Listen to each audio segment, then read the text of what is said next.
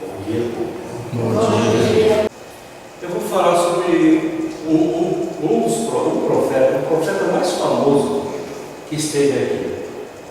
Ele é o mais famoso de todos, entendeu? Ele não inventou a roda, não foi ele, 90% das palavras que foi dita por ele não era dele. As pessoas associam que era dele, mas não era. Ele disse algo dos outros profetas, é tanto que ele disse: eu não vim mudar a dele, mas eu vim dar com ele. Então muitas pessoas imaginam que é dele aquelas coisas que ele fala. Dele mesmo é o maior de todos. Dele mesmo é o maior de todos, é o exemplo, a conduta. Foi o exemplo que ele deu, convivendo com o ser humano, convivendo com as pessoas, a atitude que ele teve com relação às pessoas. Esse foi o maior de todos, que foi dele. Muito daquilo que ele disse não era dele. O que era dele mesmo foi duas partes importantes, que é amar a Deus sobre todas as coisas e ao próximo como a ti mesmo. Você já sabe do que eu estou querendo falar. A outra foi as bem-aventuranças. Bem-aventurados os pobres, bem-aventurados isso, bem-aventurado aquilo. Isso era dele. As outras coisas que ele disse foi de Elias, foi de Ezequiel, foi de Confúcio, foi dos essênios. Ele trouxe aquilo que os outros falaram, foi de Moisés. O que eu estou querendo falar? De Jesus Cristo. Primeiro, Jesus Cristo não é Deus. Um dos pensamentos que a própria Igreja Católica coloca é que ele é Deus. Ele não é Deus. Deus só existe um. Esse sim é Deus. Os outros são espíritos evoluídos. E outra coisa, não só existe Jesus. Jesus não é o Filho único de Deus. Porque se Jesus for o Filho único de Deus, nós somos o quê? O que a gente é? Criatura? Aberração? Não. E outra coisa, no universo não só existe Jesus como capacidade de levar. Existe muitos Jesus Cristos. Muitos Cristos no universo. E cada um de vocês aqui, nós que estamos aqui, podemos ser um no futuro. Vai depender de cada um. Por que eu digo isso? Jesus Cristo não nasceu daquele jeito. Ele não nasceu com aquela capacidade evolutiva que ele teve. Ele não nasceu Jesus como é. Parece chocante. Choca quando a gente está ligado a outro tipo de religião. Choca a gente quando alguém diz para você que Jesus Cristo não é Deus, quando você vem de uma religião católica. Eu não digo que vocês vieram do evangélico, porque é difícil o evangélico vir para a doutrina espírita. Mas choca. Por quê? Porque você tem como parâmetro Deus, Jesus e a pomba, que é o Espírito Santo. Só que não é Deus. Espíritos e matéria. 3 elementos. Eu vou tentar explicar alguns dos fenômenos mediúnicos de Jesus Cristo. Isso que eu vou explicar sobre Jesus Cristo, sobre os fenômenos que ele exerceu, não desmerece ele de forma nenhuma. Engrandece muito mais ele do que a gente pode imaginar. Porque mostra que Jesus Cristo é um ser comum, um espírito, não Deus, incrível e cheio de luz, amigo, bondoso. É o caminho que te leva ao maior de todos, o Pai, o que criou. As pessoas não entendem que Deus é justo, bom e maravilhoso. Deus, ele não condena. Deus não criou o demônio. O demônio quem criou foi a igreja. Isso a doutrina espírita explica. Deus, ele é bom, ele é justo, ele perdoa, ele ama, ele não tem rancor, ele não tem raiva, mesmo que você xingue ele como as pessoas xingam. Eu posso xingar procurar Deus agora, ele vai me entender. Ele não é como nós, hipócritas, seres humanos indecisos, que fica com raiva. Ele não é. Então a doutrina espírita ensina isso. E ela ensina uma coisa. Uma das coisas incríveis que é Jesus Cristo andar sobre a água. A gente nunca aprendeu isso, que Jesus andou sobre a água. Alguns de nós aqui podem andar sobre a água? Nossa, que demora para pensar. Só se for dentro da bacia, né? Não é verdade? Aí se você colocar uma piscina lá, aí você põe uma tábua assim a uns centímetros da água, quem está vendo de longe está andando na água. Mas não foi o corpo de Jesus encarnado que entrou na água. Jesus Cristo estava como um agente. O que é um agente? Vamos lá tentar explicar o que é um agente. Pessoal, vou pegar o exemplo dela aqui. Ela está aqui. Ela dormiu. Bateu, dormiu. Dormiu, não morreu, dormiu, baixou a cabeça. O espírito dela sai. O espírito dela sai. Ele sai junto com o que mesmo? Perispírito. É que é engraçado você ouvir falar perispírito, mas é o sotaque do estado dela. Sai com o perispírito. Está aqui. Tem um monte de espírito aqui, gente, embora vocês não vejam, estão aqui. Estão com as suas roupas interessantes, alguns vestidos de policial, de bombeiro, porque ainda não entenderam, outros estão com pão, mas estão aqui, é o perispírito. Então ela está aqui, ela pode estar aqui do meu lado, aqui. Só que ninguém aqui está vendo. O único que pode ver, de repente, é ele aqui, que ele tem a mediunidade que tem dele de clarividência. O que é clarividência? Ele enxerga com os olhos do espírito. Então ele está olhando lá, tem uma pessoa do lado aqui, mas os outros não estão vendo. É a capacidade mediúnica que ele tem. Certo? Aí, sem mais nem menos, ela está parada aqui e ela cisma de que todo mundo lá veja. O que ela faz? Ela se projeta.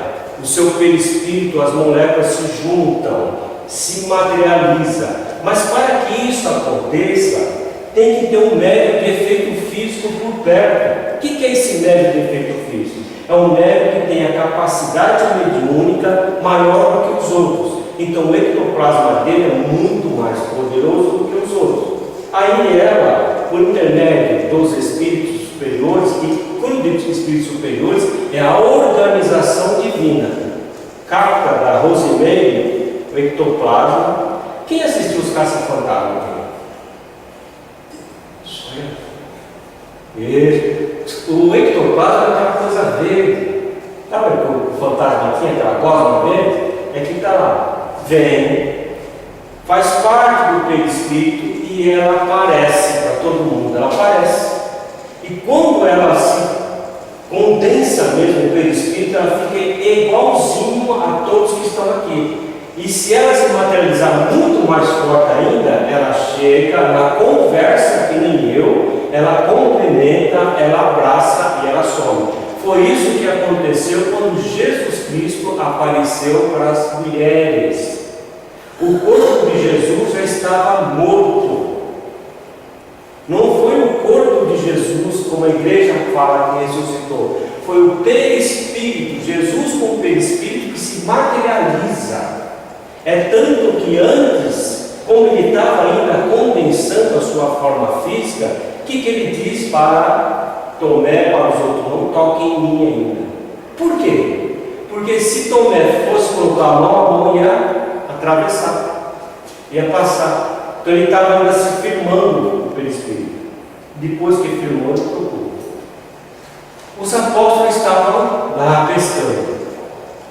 Os apóstolos estavam pescando e começou aquela tormenta, começou aquela muvuca, aquela coisa toda, tempestade, o barco batendo de um lado para o outro, todo mundo desesperado, eles agoniados. Daqui a pouco eles começam, meu Deus, começam a pedir ajuda para todo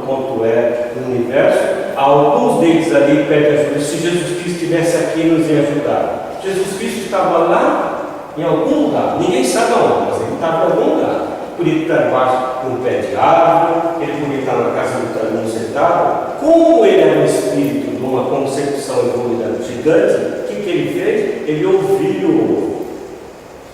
Ele ouviu os apóstolos desesperados, mas ele estava longe.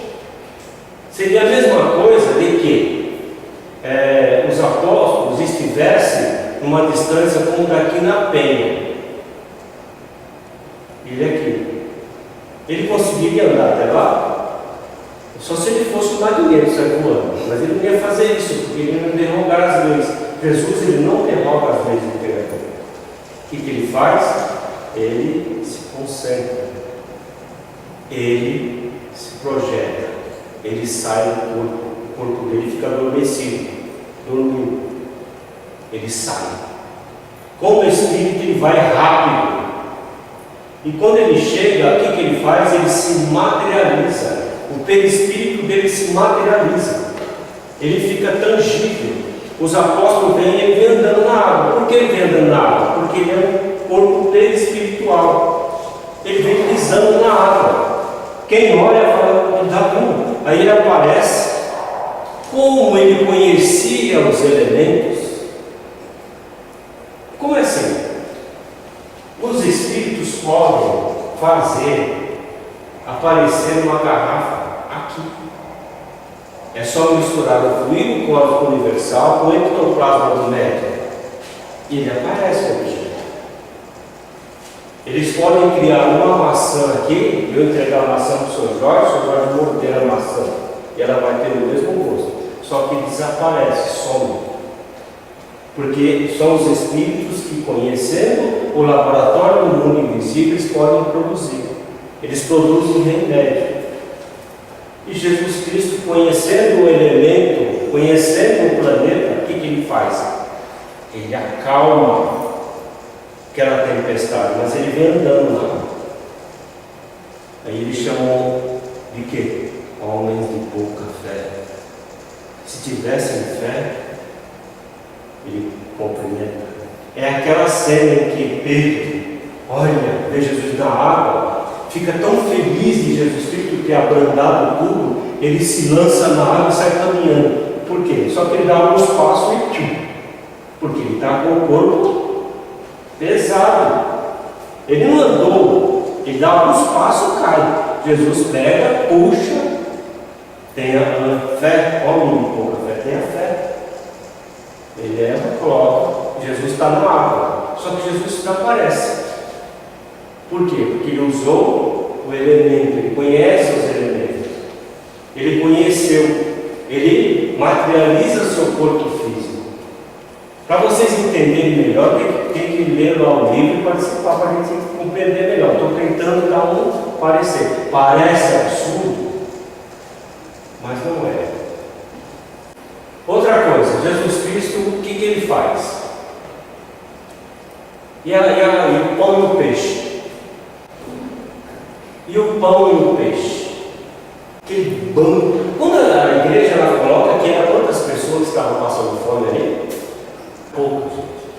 Não era aquele multidão de gente, mais de 1000 pessoas. Não tinha nada disso.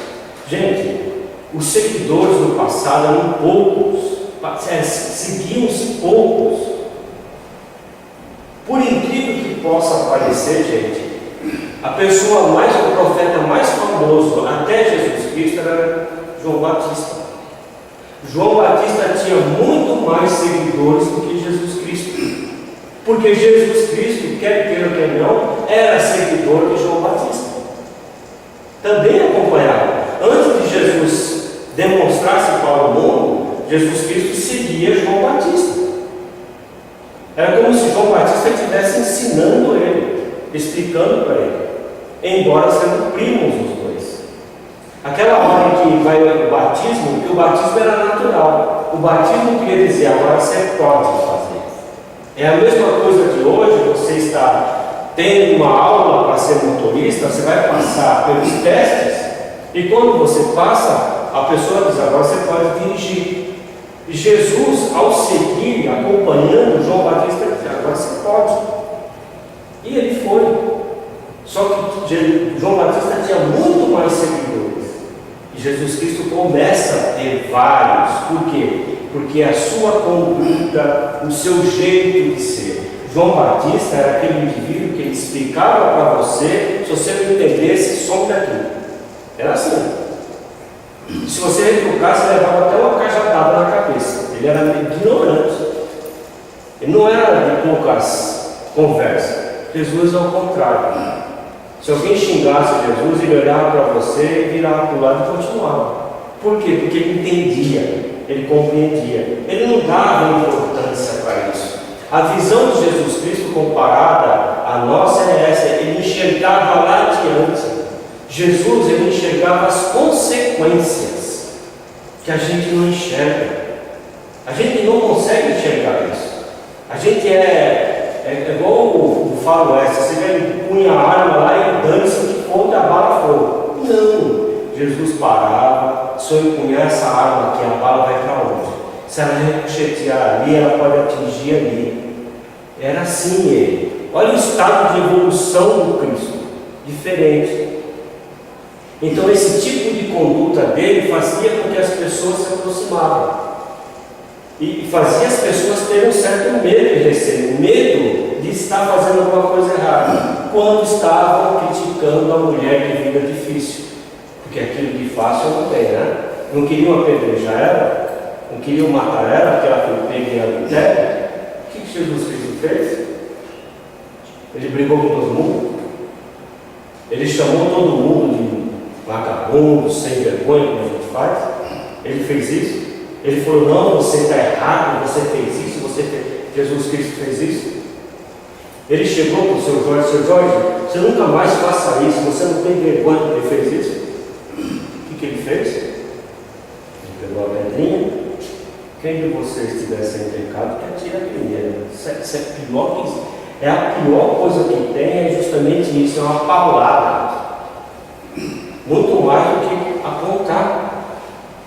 Era isso que fez com que Jesus Cristo tivesse vários seguidores. Algumas pessoas passando fome. Existe alas da doutrina espírita que diz que foi o jeito como Jesus conversou que amenizou as pessoas. Elas ficaram conformadas, calmas e seguiram o seu caminho e se alimentaram para lá. O efeito físico do laboratório do mundo invisível quer dizer o quê? Como Jesus Cristo tinha o poder da manipulação, como grandes outros espíritos o têm. Quando a gente estuda a doutrina espírita, a gente vê que várias pessoas os têm. Quando a gente vê as cirurgias mediúnicas, as materializações, algumas coisas que acontecem, é porque os espíritos podem fazer. Jesus Cristo, ele, em algum momento, ele manipulou aqueles planos. E de repente, as pessoas comeram. Só que aquilo ali desaparece com o tempo. Mas a ilusão de você comer é a mesma coisa. Quem trabalha no hospital sabe que às vezes as pessoas dão um comprimido que não tem nada a ver com o comprimido. Psicologicamente a pessoa pensa que aquilo resolveu. E de repente ele trabalhou com essas coisas. Jesus, quando cura, quando ele exerce a cura, Jesus Cristo ele tem no seu perispírito, no seu corpo, um magnetismo muito alto, muito forte mesmo. E quando ele pega, ele encosta no chão, porque isso, gente, era uma lei normal de fazer isso. Aqui no nosso Brasil, se você for numa benzedeira, o que ela faz? Ela pega um galho de arruda. Não é um galho de arruda? Ela não olha lá na tal da água benta e faz assim. Na época de Jesus Cristo era cuspir na terra, pegar aquilo ali e passar onde estava machucado e fazer oração. Era normal isso. E Jesus Cristo faz isso, ele cospe, pega e passa aquilo. Só que o poder que ele tinha era enorme. E junto com a fé da pessoa, o que acontece? Exerce essa função. Só que Jesus, quando ele cura o cego, Existe um problema quando ele cura o cego, mas ao mesmo tempo, essa cura do cego tinha alguma coisa a ver com a sua encarnação, ou para dar um exemplo para todos nós aqui. Um exemplo do Criador. Um exemplo com relação à lei de causas e efeitos que a doutrina espírita nos explica. Jesus, ele cura o cego, porque pediram, ele faz isso. Passando-se alguns dias, Jesus Cristo está quieto. Perguntam para ele por quê. Ele fala, ele aponta ao cego, que era cego. Ele está se divertindo, tá? Jesus fala assim, só que ele voltou a fazer o que ele não deveria estar fazendo. Às vezes a cura nossa de alguma coisa não deveria exercer, por quê? Porque a doença é o remédio. Porque se você se curar, você talvez volte a exercer aquilo que você fazia. Você é a mesma coisa dos alcoólatras anônimos, que eles dizem que eles não são curados, não foram curados, eles não bebem mais porque eles foram curados. Não, eles estão ali bloqueados. É uma disciplina que eles têm. Porque se eles tomarem tanto assim, eles retornam. E Jesus Cristo, nesse contexto, ele dá um exemplo disso. Que muitos de nós, quando é curado, voltam à situação. É a mesma coisa das pessoas que entram no centro espírita pedindo que tire o obsessor, que tire isso, que faça aquilo, que a vida está uma desgraça, está desesperada, não sei mais o que, não sei mais o que. Ela traz ali uma bíblia de problemas.